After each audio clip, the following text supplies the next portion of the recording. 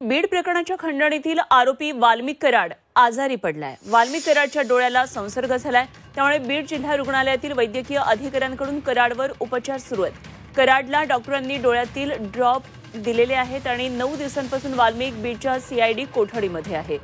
वाल्मिक कराड जेव्हापासून कोठडीत आहे तेव्हापासून तो काहीतरी तब्येतीची कारणं पुढे देतोय आणि आता त्याला डोळ्याचा संसर्ग झाल्याचं कळतंय।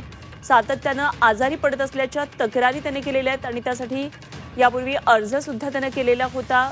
मशीन देण्यात यावं, तसंच मशीन हाताळणारा माणूस देण्यात यावा, अशा प्रकारची सुद्धा त्यांनी मागणी केली होती आणि आता त्याच्या डोळ्याला संसर्ग झालाय, त्यामुळे बीड जिल्हा रुग्णालयातील वैद्यकीय अधिकाऱ्यांकडून कराडवर उपचार सुरू आहेत।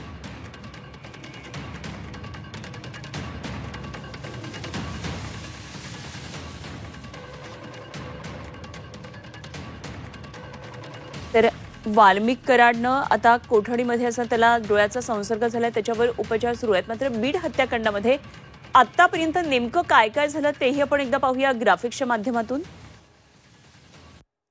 6 डिसेंबरला आवाला कंपनीच्या आवारामध्ये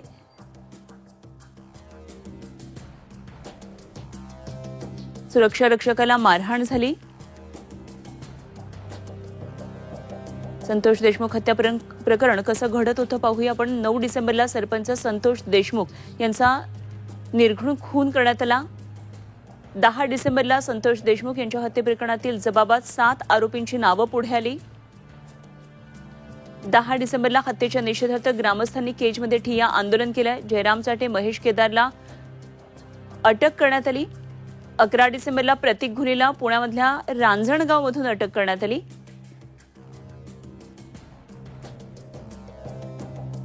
11 डिसेंबरला वाल्मिक कराड, विष्णू चाटे, सुदर्शन घुलेवर केज पोलीस स्टेशनमध्ये खंडणीचा गुन्हा दाखल करण्यात आला। 12 डिसेंबरला भाजप आमदार सुरेश धस यांची आकावर कारवाई करण्याची मागणी झाली। 13 डिसेंबरला सरपंच संतोष देशमुख यांच्या हत्या प्रकरणाचा तपास हा सीआयडीकडे वर्ग करण्यात आला।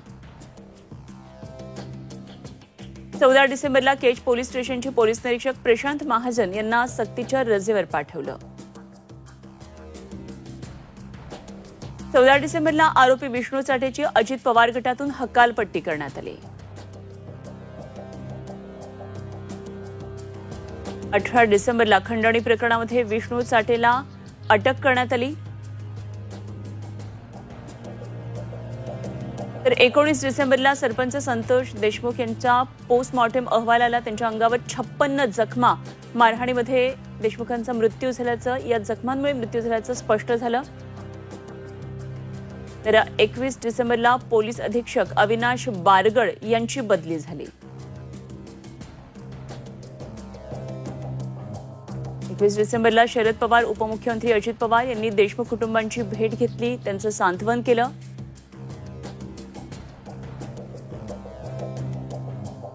नवनीत कौत यांची पोलीस अधीक्षकपदी त्या ठिकाणी नियुक्ती करण्यात आली 21 डिसेंबरला। 27 डिसेंबरला वाल्मिक कराडच्या पत्नीची एसआयटीकडून 3 तास चौकशी झाली।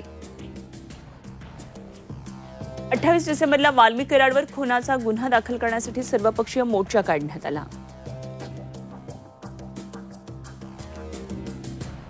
30 डिसेंबरला वाल्मिक कराडवर गुन्हा दाखल करण्यासाठी बीडमध्ये अंजली दमानिया यांनी ठिय्या आंदोलन सुरू केलं। 31 डिसेंबरला वाल्मिक कराड पुण्यामध्ये सीआयडीला शरण आला। 3 जानेवारीला आरोपींना मदत केल्याप्रकरणात डॉक्टर संभाजी वायबसेला पोलिसांनी ताब्यात घेतलं। 4 जानेवारीला सुदर्शन घुले आणि सुधीर सांगळेला पुण्यामधून अटक करण्यात आली।